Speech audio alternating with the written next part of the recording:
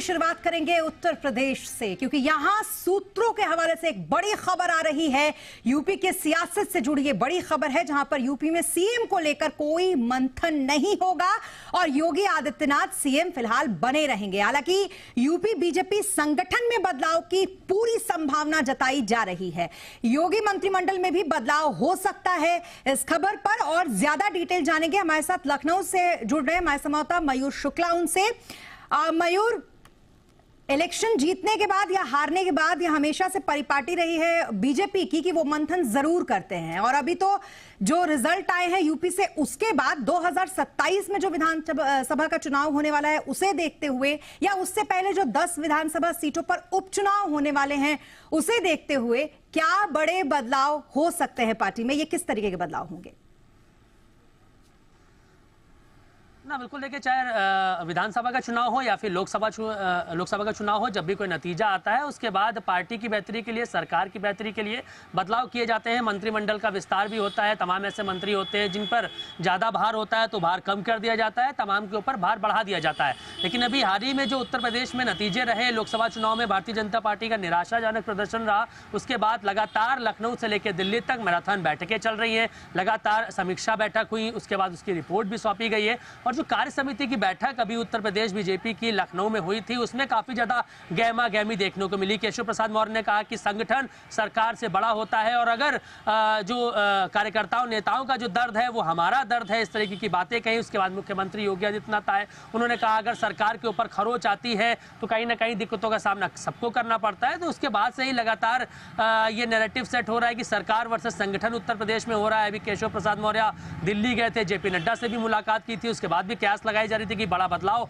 संगठन में देखने को मिल सकता है। लेकिन ये बातें बिल्कुल निराधार है कि मुख्यमंत्री को लेकर कोई चर्चा चल रही है, ऐसा बिल्कुल भी फिलहाल नहीं है। इस पर आप जो है फिलहाल ब्रेक लगता हुआ नजर आ रहा है। लेकिन जो बात है कि मंत्रिमंडल विस्तार की या मंत्रिमंडल में कुछ चेंजेस हो सकते हैं, इसमें कोई दो राय नहीं है। लोकसभा चुनाव में जो नतीजे रहे उसमें तमाम बड़े मंत्री भी उत्तर प्रदेश में उनको हार का सामना करना पड़ा है। तो ऐसे में सभी का फीडबैक लिया जाएगा, किसने कैसा काम किया है। और आगे 2027 के लोग की तैयारियों में, क्योंकि भारतीय जनता पार्टी 24/7 काम करने वाली पार्टी है, तो ऐसे में 2027 में परिस्थितियां और भी खराब ना हो लोकसभा चुनाव को देखते हुए, तो ऐसे में तैयारियों में अभी से जुट गए हैं। तो संगठन में कुछ बदलाव जरूर हो सकता है और बूथ स्तर पर पार्टी को मजबूत करने का काम किया जाएगा। इसी के साथ कैबिनेट में भी कुछ बदलाव देखने को मिल सकता है। तमाम जिम्मेदारियां अन्य मंत्रियों को भी दी जा सकती हैं।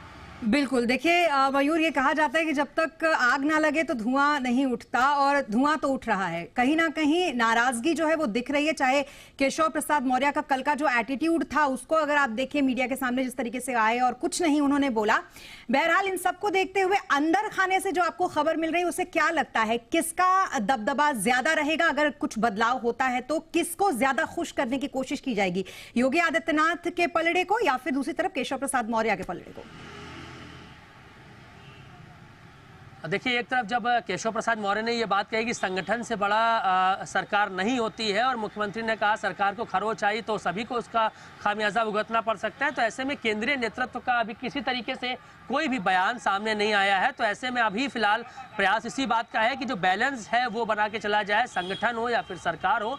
संगठन से ही सरकार बनती है, संगठन मजबूत नहीं होगा तो जो कार्यकर्ता नेता ग्राउंड पर नहीं उतरेंगे, काम नहीं करेंगे, मेहनत नहीं करेंगे, तो सरकार कैसे बनेगी? तो ये जो तमाम सारे नैरेटिव सेट हो रहे हैं, तमाम सारी जो बातें निकल के आ रही हैं, तो कहीं ना कहीं राज्य से लेकर केंद्र तक हड़कंप मचा हुआ है। बैठकें लगातार चल रही हैं, चिंतन मंथन चल रहा है। तो ऐसे में सरकार संगठन के बीच में बैलेंस बना के रखना बहुत ज़्यादा जरूरी है। कौन किस पर भारी पड़ेगा ये नहीं पड़ेगा, ये तो भविष्य बताएगा। लेकिन फिलहाल उत्तर प्रदेश में 10 सीटों पर जो उपचुनाव होने हैं वो बहुत बड़ा फैसला तय करेंगे आगे कि क्या होने वाला है उत्तर प्रदेश में। क्योंकि 33 सीटों पर रह गए थे, सभी 80 सीटें जीतने की बात यूपी में कर रही थी बीजेपी। और अगर इन 10 सीटों में जो उपचुनाव होने हैं विधानसभा के, जिसको लेकर आज जो प्रभारी मंत्री हर क्षेत्र के बनाए गए थे, उनके साथ मुख्यमंत्री योगी आदित्यनाथ ने आज बैठक भी की है।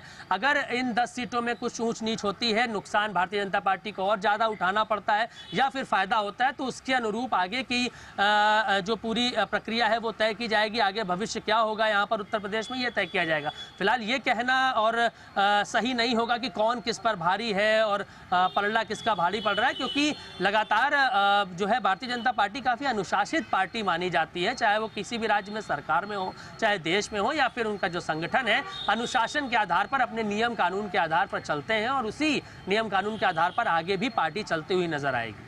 चलिए, बहुत शुक्रिया तमाम डिटेल्स के लिए आपका मयूर। तो कुल मिलाकर अभी जो बदलाव होंगे उससे ये देखना होगा कि आने वाले चुनाव में इससे बीजेपी को कितना फायदा मिलता है और किस तरीके से डैमेज कंट्रोल हो पाता है।